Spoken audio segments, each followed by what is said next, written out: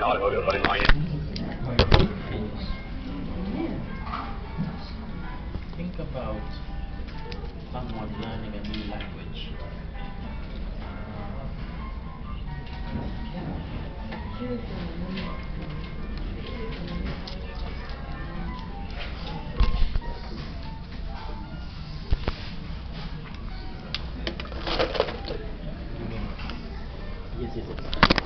Polishing products, in combination with Renesas smart car technology, is really the first step toward a fully productionized solution to solve some of those problems. But there's also challenges simply in the component tool chain and the way that we develop these systems in the first place. Renesas and Hubbard are working together to build out a full productionized tool chain for building out automated vehicle algorithms and then testing and validating them all the way through to mass deployment and then managing the life cycle of the vehicle. We're having much higher bandwidth of sensing coming in for autonomous vehicle driving. Typically, we're seeing on the order of 1 to 2 gigabits per second of data, and that's something like 10x what you see on a vehicle today. We also have the need for high-end, high-performance, really exotic software algorithms to process all this data to tell the car where to go and how to drive there.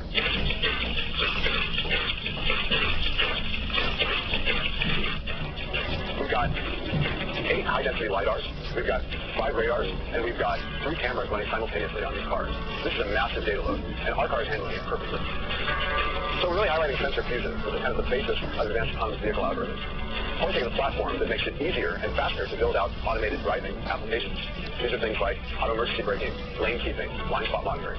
We've worked with a lot of the players in the industry, and we're partnering with Renesas because we think they have a singular drive and vision for the future of automated driving. Renesas has more experience than anybody else in functional safety. They understand the challenges that it will take to deploy safe and reliable systems in the field. I'm really excited about the work that we've done with Renesas in building these 2 Cadillacs for DevCon. They're a big step in showing the power of Renesas R-Car platform and Hubbard PowerSync platform in easing the development of autonomous vehicle algorithms.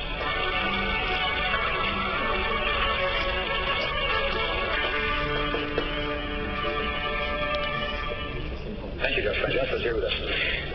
So, this is our 4th DevCon, and when we established our first DevCon, we had 3 guiding principles: no fluff, focus on solutions, and our concierge customer service, where we ensure that while you're here, your experience is meaningful to you. On behalf of my staff and the entire global Renesas organization, I hope that we meet and even exceed your expectations. Thank you very much.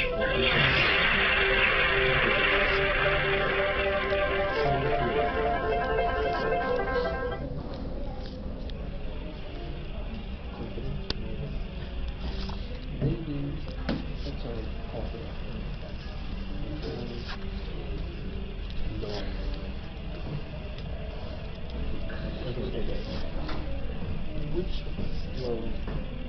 speaker do you find most difficult? American people, English people, or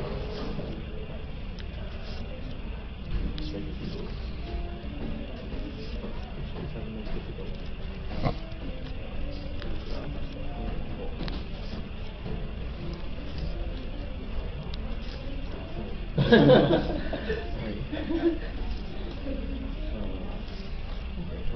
In Japan, most people are used to American language. You study at school. In the UK,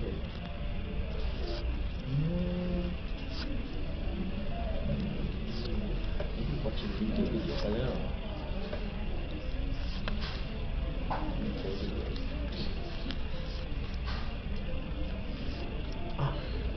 Do you have Netflix?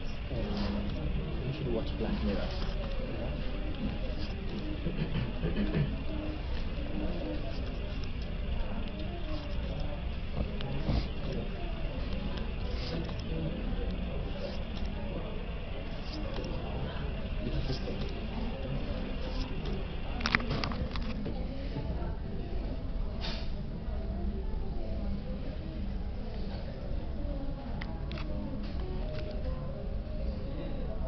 Everyone could.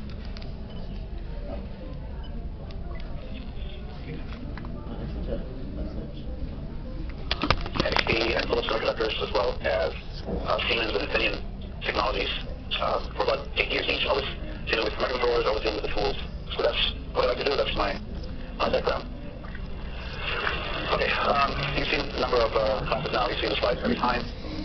Basically, this presentation, since it's dealing with synergy, it's engaging at the platform level because we're platform, as you've heard. And basically, when it comes to the IDE, which is essentially the development environment in which you will create your Synergy project, there's two key elements in there that really accelerate your project and your design. And one is the Synergy project generator, and the other one is the Synergy project editor. And especially the editor, because this is where, I don't know if you've seen, maybe you've been in Brandon's class or some of the other classes, the project editor is really where all these configurators live that you can use to customize and to configure all the rest of the SSD, which is the Synergy software package. And as soon as you get that done, including setting up your RTOS spreads and all that, that reduces your design time, gives you more time to innovate and differentiate. So now I'll talk about all these configurators later on. So this is the agenda for the next 50 minutes or so. I'll give you an introduction of where the IDE fits as part of the overall Synergy platform. Just one slide each on the Synergy software packages and the Synergy SKUs, just because I don't know what the platform you've seen so far. Then ICE, why ICE versus ICE, why are we calling it ICE? And then what are the different components that make up our ICE? And then I'll take you on to the tour. We'll look at the project generator, how to do a new Synergy project, and we'll see how that gets into the project editor, where we can configure that project, and then what happens when you regenerate that project content, what's going on. And I'll give you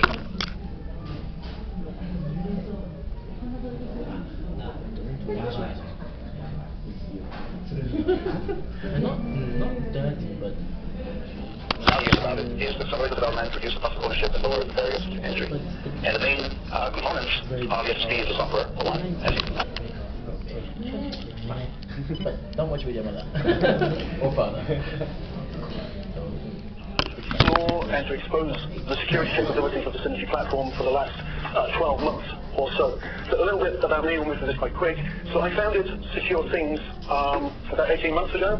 We're a security consultancy, so we're working with a lot of different companies around auditing their security requirements, building security architectures, helping them enforce those. And we do that from a silicon level, RTL, all the way up to a system and meta system level. So it was Secure Things. We've this week talked a little bit about Secure Deploy out on the show floor there, and Secure Thinking is the name of our consultancy services. So why listen to me? Why am I up here? What do I know? Well, for the last 5 years, I was the director of all security technologies at ARM. So I ran everything from ARM's secure core, tamper-resistant products which go into smart cards, SIMs, secure elements of various sites, all the way to the Trust Zone security platform which goes into the majority of cell phones, tablets, servers, and all of those types of platforms. And of course, at ARM, that was dealing with both the engineering of the security into the RTL and into the silicon, but also working through the design chain there with OEMs, ODMs, MNOs, and all the other TLAs that you can imagine. Previous to that, so I did that for the last 5 or 6 years, previous to that I was director of embedded processors. So the Cortex-M3, M4, M0, all of those are my babies. So I was the original product manager, product director for the Cortex-M3, the first of those ARM processors, which from inception to nomination. So here we are, and Renesas has finally brought through a Cortex-M processor. So I've apologized many times for that. Okay. And before that, again, I was with National Instruments for 10 years in Texas and also in the UK. So I've done a lot of work with real-time systems. So understanding the deterministic systems, very hard real-time systems, and what happens when something goes wrong in this bank. So enough about me. So obviously in this one we're looking at Synergy and the security, but we obviously have to look at that from a holistic perspective. The devices themselves, the platform and how this fits into the software, the SSD, and the solutions that we're trying to achieve. And I think with security especially, it's this last one which is the really hard one. Because security is something that you have to think around systemically. You have to understand what you're trying to achieve before you start designing the system. It's not something that you can easily graft on afterwards, or at least not for a graceful or, in many cases, useful system. So what I want to do in this presentation is look at the requirements in a more holistic view than perhaps you've seen before, and then map those over to the technology that we have in Synergy and explore how we can use those to build better systems. Remaking. We know that, we've seen the press. We want to look at how we build protection with Synergy, how we ensure integrity, how we enable confidentiality and privacy, how we safeguard availability, and we look at how we manage devices over their entire life cycle, and then summary and Q&A. So, I probably don't need to tell you this, you're all in this room, you understand we're under attack. There's a bunch of really bad guys out there. And in most cases, they're the smartest guys in the room. They have practically infinite resources. They're very smart. There's a lot of them. Many of them have nation states stood behind them. And they only have to get it right once. we have to get it right all of the time if we're going to manage systems. So to put that in numbers, how secure is your system? Is it 80% secure?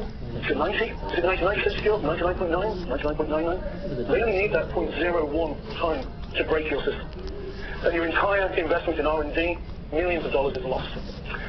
So, how do we manage that? Well, we have to develop systems where we expect to be compromised in some ways. We have to think about how we manage that over the long term. So, we have billions of devices, trillions of connectivity providing this huge attack surface. We have to interwork with other manufacturers, other vendors. The nature of the IoT is it's not all going to be one guy's stuff anymore. So how do we close that attack surface?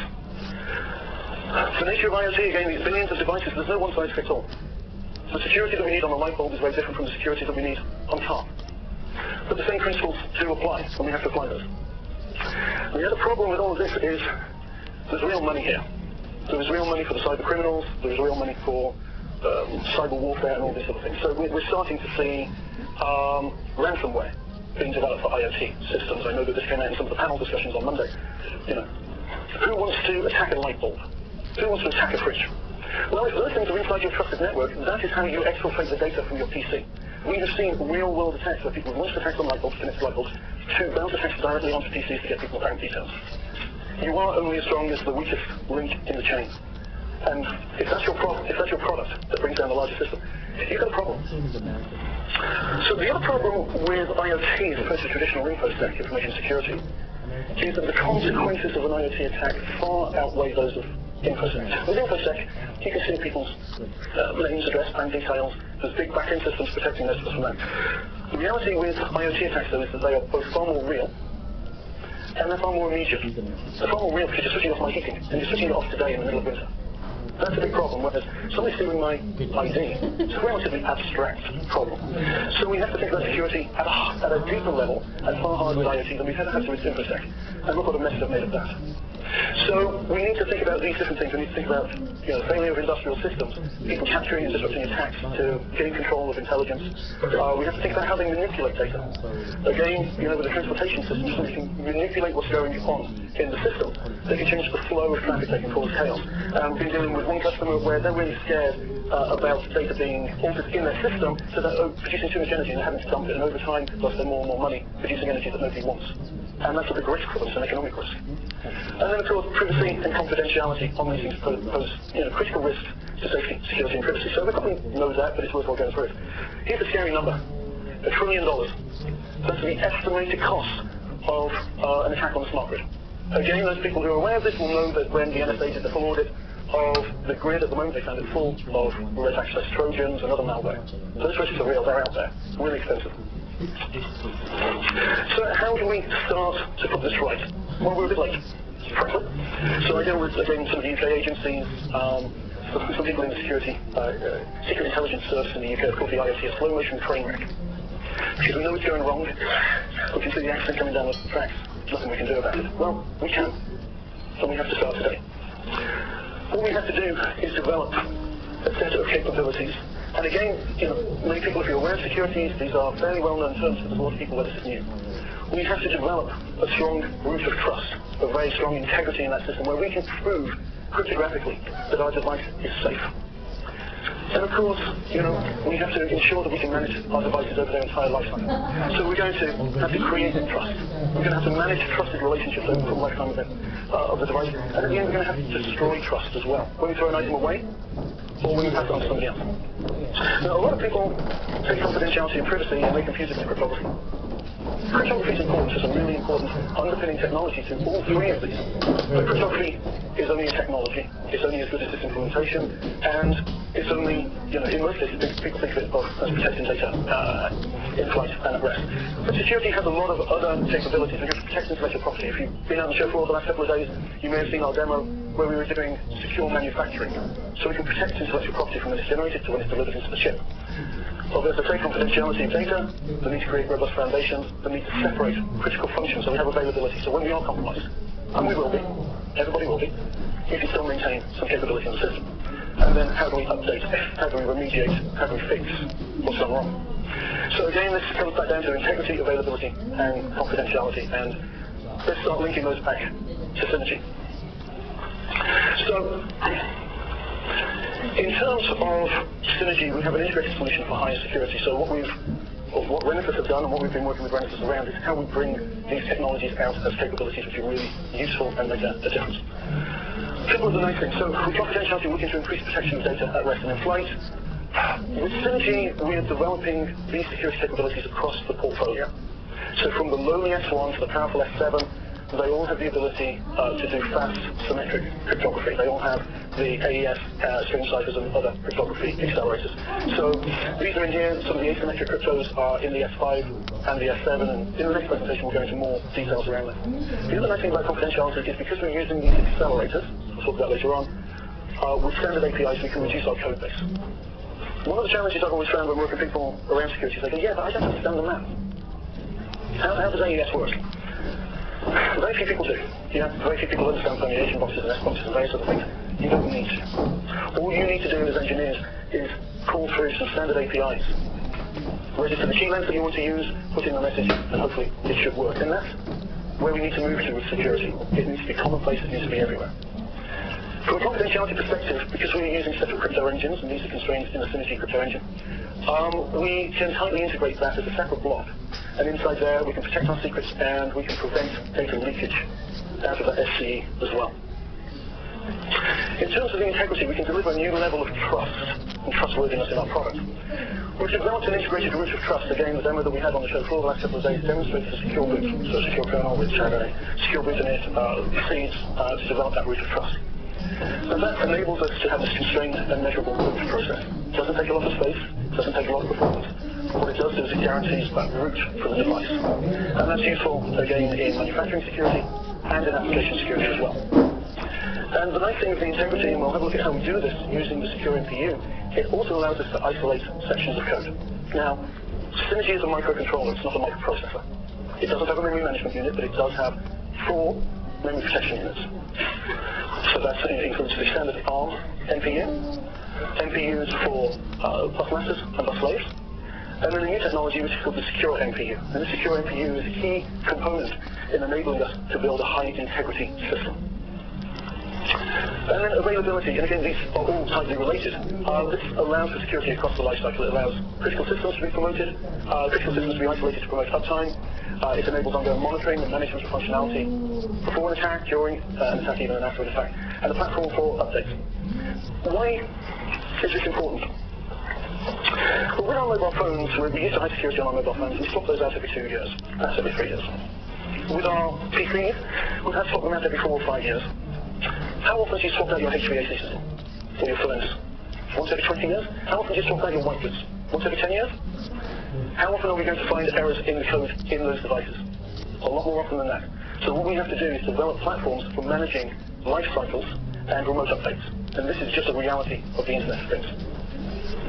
So how do we start doing this? Let's kind of go to the next level. So, nice old castle here. So confidentiality is reliant on a high integrity platform. If you pardon my French, crap in, crap out. If you do not trust the unit where the data is coming from, it doesn't matter how good your encryption is, it can still be wrong. So how do we measure whether that data is correct? And how do we make decisions based on that as well? So big data is only as good as the data that we get in, and if that's wrong, the whole premise of big data falls apart. So traditionally embedded systems, we all know these are islands. It's not the case anymore. We're now highly connected with very complex system definition. So how do we develop integrity? As I said, we have to do this through a root of trust. Nice little graphic here of roots shaking hands. So what we need to have for our root of trust is out of reset, we need to go into a very known constrained state which we can crawl all over from a code perspective and cryptographically we can prove is correct. So what we can do with that is use our hardware configuration to do secure memory partitioning, and we can set up some robust defenses prior to secure boot execution. Again, I hate to point back to the show the last couple of days, but we were showing the secure boot which demonstrated all of these features. So at the bottom we have some cryptographic identifiers. These are based on the true random number generator, which is the latest NIST 8900 standard. It is a very, very good random number generator. People tend to forget that you have to have the basics right.